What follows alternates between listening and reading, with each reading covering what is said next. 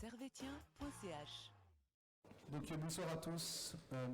Conférence de presse d'après-match, Servette FCCF Juventus. Je vais peut-être laisser le coach et Thaïs Surny livrer leur première réaction à chaud après cette défaite 3-0. Eric. Ça y est, on est rentré dans le bain international. On a pris, pas une leçon, mais on a fait un match solide contre une équipe très très solide et c'est ça le haut niveau. Les filles n'ont pas démérité, mais voilà, c'est l'apprentissage. On sait pourquoi on est là maintenant. On aura encore 5 matchs pour approfondir un petit peu tous ces petits détails qui nous ont manqué sur ce match. Mais voilà, c'est le haut niveau, on le savait. On est content d'être là. Thaïs ? Je reprendrai juste encore quelques mots d'Eric, qu'on a fait une bonne prestation et puis qu'un solide match. Mais on voit aussi contre une équipe contre la Juve, même un solide match ne suffit pas encore. Et puis on devra vraiment travailler sur les petits détails qu'on ne fait pas encore forcément très bien à l'entraînement pour qu'on puisse les faire en match. Merci à vous deux. Est-ce qu'il y a des questions? Hugo Curti, Blick. Après le penalty, est-ce qu'il y a un peu d'euphorie dans le stade? Est-ce que l'exploit est possible quand on y croit, quand les fenêtres commencent à s'aligner, tout ça? C'est une question pour les deux? Pour les deux. Ouais. Bon, quand on a la chance d'arrêter un penalty, bien sûr que je pense que l'équipe adverse a douté quelques minutes, ce qui nous a permis de reprendre un petit peu le dessus, d'avoir un petit peu plus de possession. Mais bon, après, se sont rapidement remis dans le bon sens. Et voilà, il ne faut faire aucune erreur contre ces équipes-là. Et on en a fait un mauvais alignement en défense qui nous coûte ce premier but. Après, ça devient compliqué. Thaïs. C'est vrai qu'à chaque fois qu'on a la possibilité de marquer contre un du foot européen, on se dit tout de suite que l'exploit est possible. Mais dans tous les cas, on savait qu'il nous restait encore beaucoup de temps à jouer. Et puis on a essayé, on a donné de notre mieux, mais malheureusement ça n'a pas suffi aujourd'hui. Une question sur la Juventus, le nom fait rêver, c'est un géant d'Europe. Est-ce que c'est un club que vous suivez depuis longtemps? Est-ce qu'il maintenant je vous suscite des souvenirs ou pas? C'est vrai que déjà chez les garçons, puis après chez les filles, ça fait déjà quelques années maintenant, on va dire 2-3 ans, qu'elles sont très très fortes. Et puis que aussi nous avec Servette, on a déjà fait 2 matchs de préparation contre cette équipe. Puis c'est vrai, il y a des grands noms, ça joue bien. Du coup, c'est toujours un plaisir de jouer contre ce genre d'équipe. Oui, Alex. Servetien.ch. Victor, pardon. Justement, par rapport au match de préparation et cette équipe que vous avez eue aujourd'hui, quelle est la plus grosse différence que vous avez constatée? Je dirais que pas beaucoup de différence. C'était très intense déjà là-bas. Je dirais que là, elles ont joué à fond pendant 90 minutes, donc c'est encore plus difficile. Mais moi, ce que je retiens surtout, c'est qu'on fait des progrès à chaque fois. Il y a une année, on n'a pas du tout existé là-bas. Il y a 3 mois, c'était difficile. Là, c'était difficile, mais on a montré quelques belles phases. Ça veut dire qu'on progresse. Alors, on n'est pas encore en train de se rapprocher suffisamment pour les faire douter longtemps, mais les filles progressent, les filles travaillent et ça paye, en tout cas sur ce genre d'opposition qui se répète. Et voilà, il faut encore bien bosser pour pouvoir peut-être une fois faire un exploit.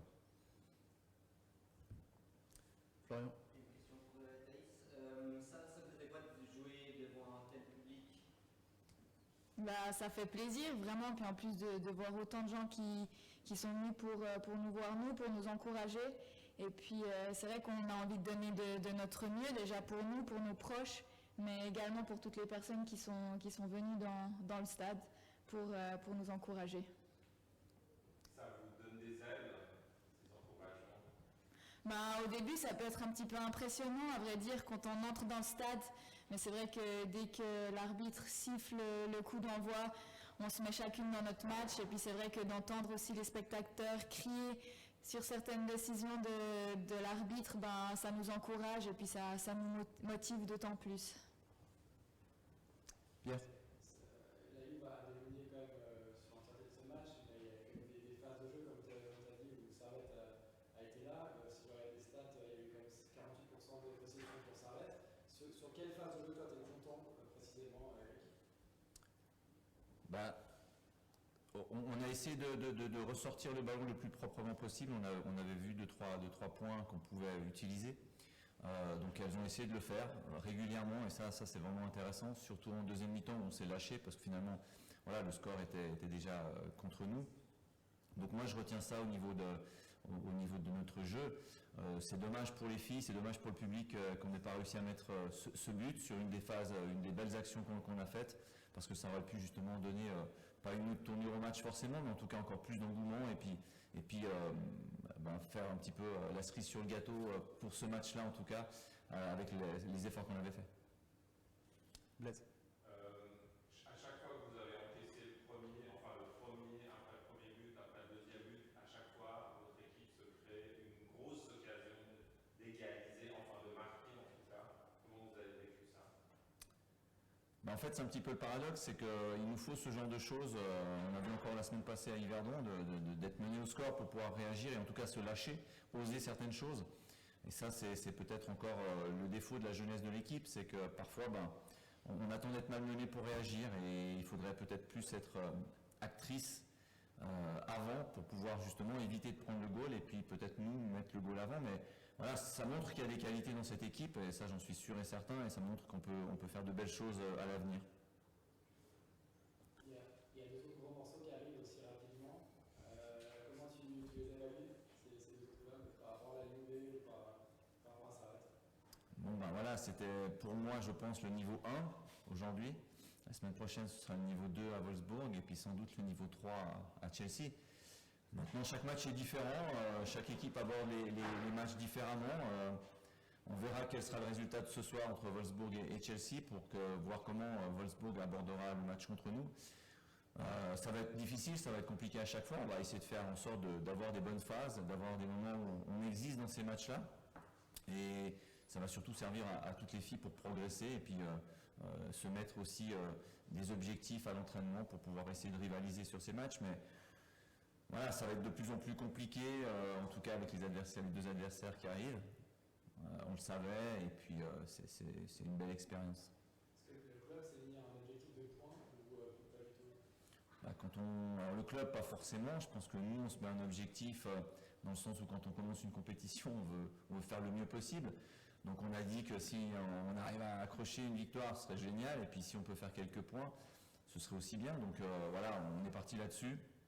Je pense que le déroulement de ces matchs fera que peut-être certains seront un peu plus faciles à jouer, peut-être à la fin. À nous d'en profiter. On voit que sur certains moments, on peut rivaliser, donc pourquoi pas faire quelque chose à un moment donné. Question pour Thaïs. Les attaquantes de cette équipe, la Juventus, ont été très dangereuses. Dans quel domaine elles vous ont posé le plus de problèmes?